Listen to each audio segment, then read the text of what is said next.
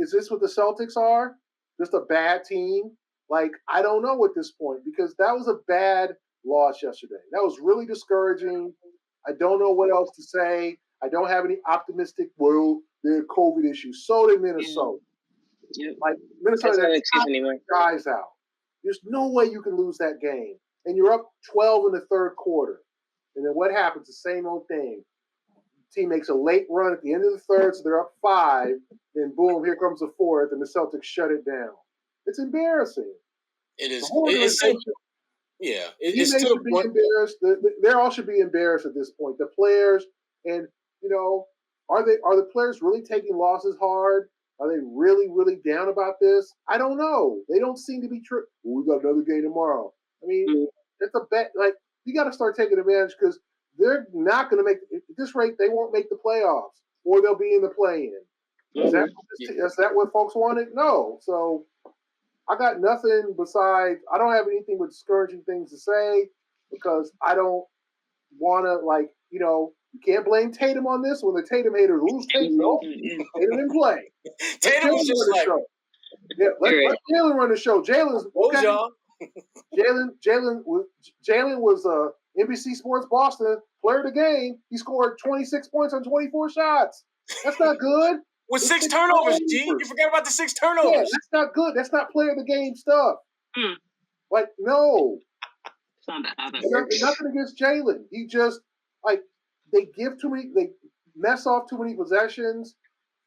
They take too many bad shots early in the shot clock. I like Peyton Pritchard, but the whole, I'm going to take a 3. Get to the rack. Get to the rim. Get to the rim. Hand it off to Robert Williams. It's just a lot. That's all. Well, there's a lot to unpack with this team right now, and to me, it's so obvious that I don't think people really want to embrace the truth. They got to make a trade.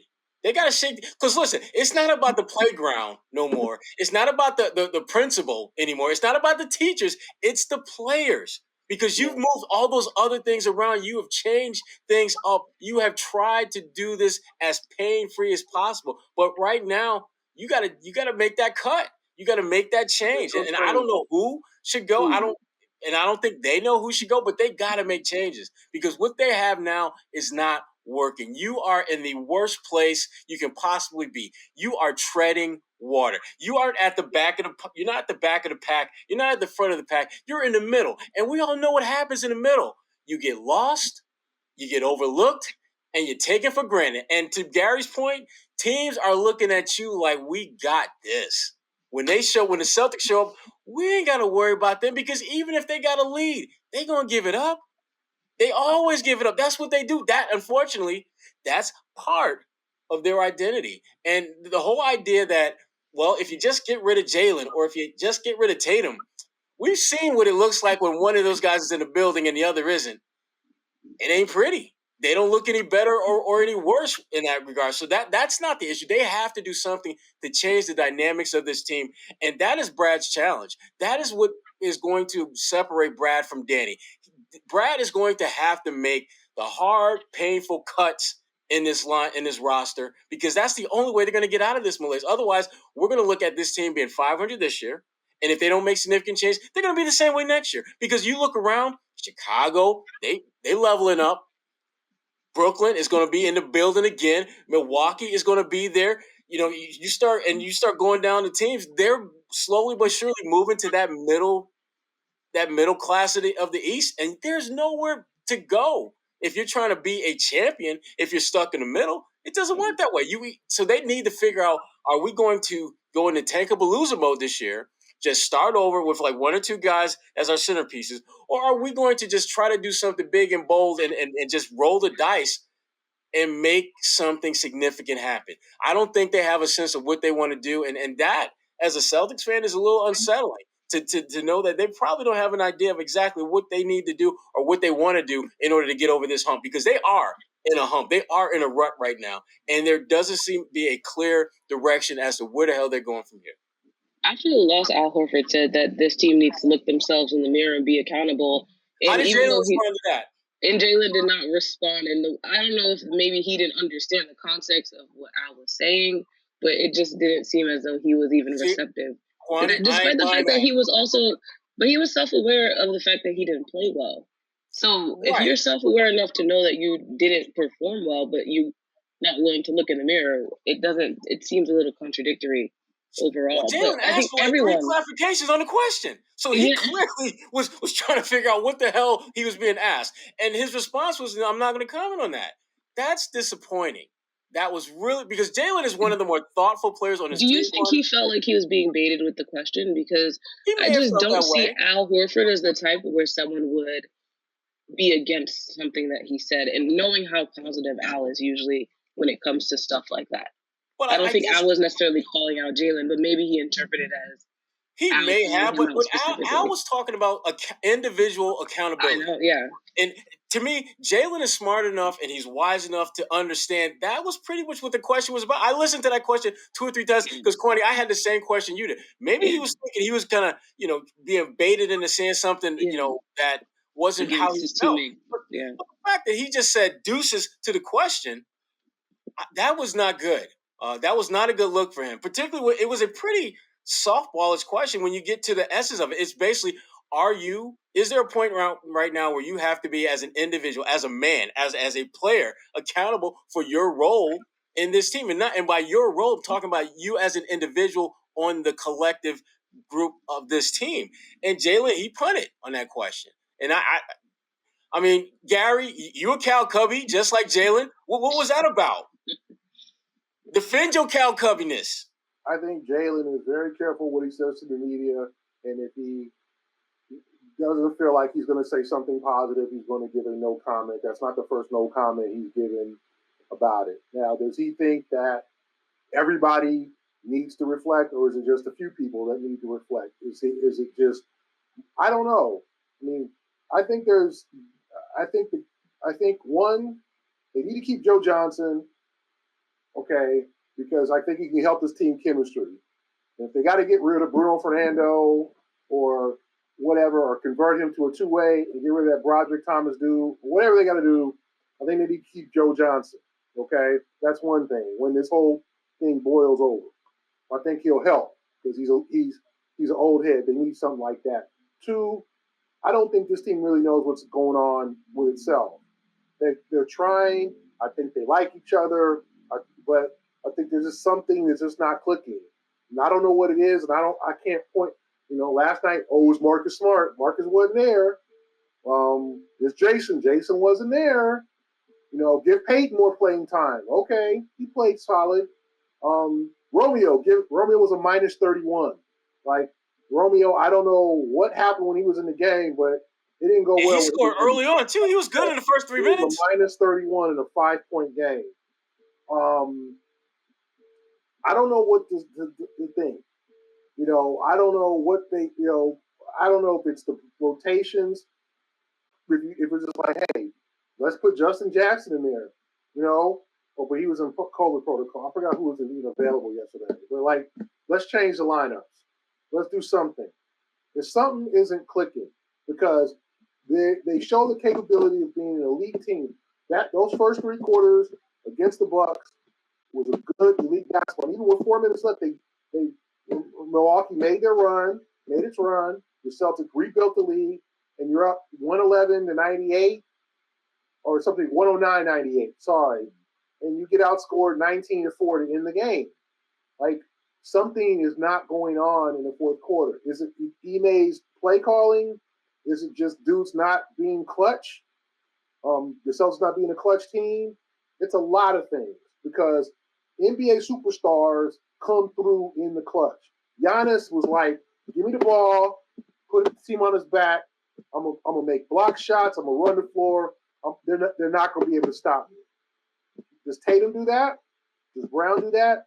No, they score, 18 in the first half, 6 in the second. Like, you gotta. Last night was a game Jaylen had to take over. He was the best player on the floor. But no, the best player on the floor last night was Jaylen Noel. Like, come on. The other Jaylen. Yeah, the other Jaylen. Jaylen Noel was the best player on the floor last night. Jaylen Brown has to be embarrassed at that. Mm-hmm. And the second best player was Nathan Knight. Yeah, they ain't got nobody to guard you. Okay, take over, Jaylen. Quit taking them bad shots. Quit taking them fake contested fadeaways. Go to the rim or whatever. But it's just a lot. It's just like you're not getting it done. And then Robert Williams has got to start feeling like he's got to get a dog in him. He's just playing. He's out there just playing.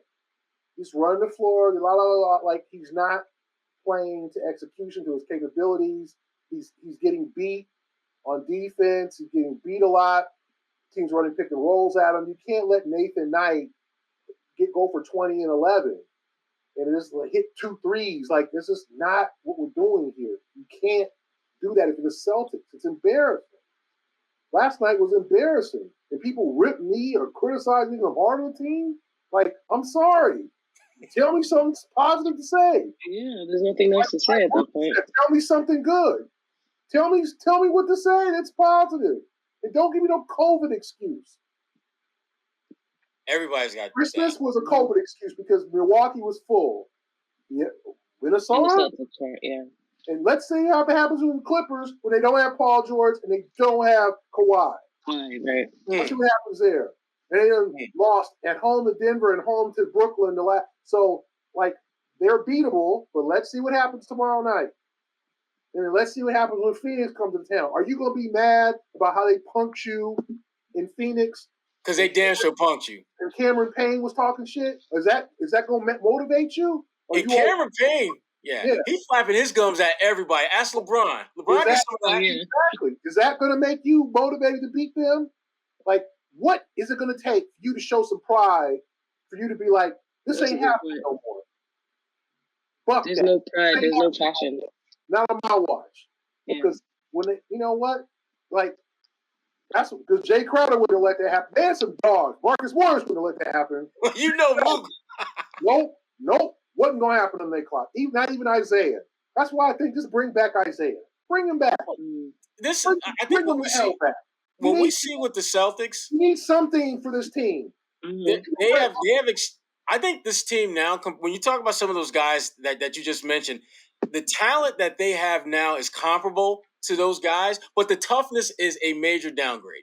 And that, I think for the Celtics, that's the one element in all of this roster reconfiguration that they've had the last couple of years that they didn't really calibrate for, that they didn't calculate how important was it to have toughness. And I know Ime's coming in and he's saying all the right things and he's making us who like tough teams feel good about his words. But your words and the action of those who you're saying those words to, they're not aligned. They are not making tough plays.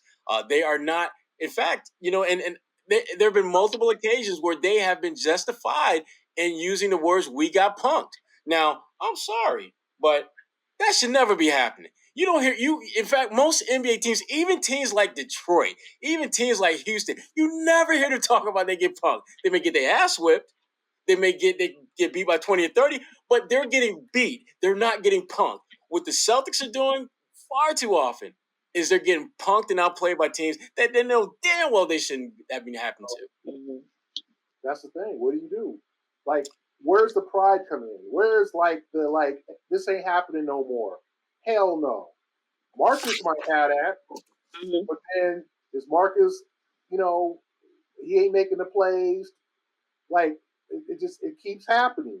Let's let X star or X average player have a career night against us. Let's let Brandon Boston score 18 in the second quarter. BDB. Yeah, and I got nothing against Brandon Boston. The kid, he's going to be a good player. He's a damn rookie second round pick. No, it can't happen. You can't have him doing the Jordan shrug. You can't have him with Cameron Payne doing that after either knock them on their ass, and that's where Robert Williams comes in. Hard foul. That ain't what he do. Because Sherrod, you covered the 04 Pistons. You covered the toughest team of this generation, toughest team last 30 years. And the funny part about that team, G, it's a different NBA. I'm not saying it's a different NBA, but you can't let dudes, you can't let Nathan Knight be doing all this and and pumping the crowd up after a block. Like, you got to shut people up. You do. It's not with words, it's with play, defensive stops, rebounds, running the floor, dunking on fools. You can't let Jalen Noel sit there and dunk on Jabari Parker like that. Go right through the lane, right down Broadway. It was nasty, too. Yeah, dunked all on Jabari Parker. Where is the pride? I just want to know. Are they just over it? Are they over it? Does it seem as though they're over the season? The loss is that bad. It's like, oh, well, we got another game.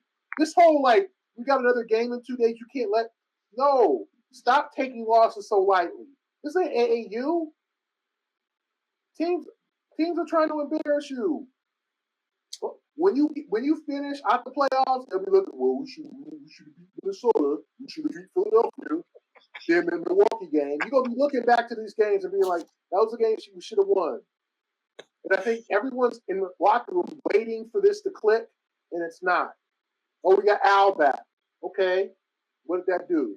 Play Peyton more. Okay. What does that do? You know, Robert Williams is healthy. It's not working. I'm not saying trade Robert Williams, but there's got to be some type of attitude adjustment. He got to be like, man, I got embarrassed last night. I let some undrafted, I don't know, was Nate Knight drafted? Like, no. Okay, undrafted. Look at a William and Mary dominate me, and I'm a dude who just signed an extension. Like, no, it's got to be in here, the heart. And Ime can't give that to him. None about by the coaching staff. That's got to come from within. That's what Al was saying.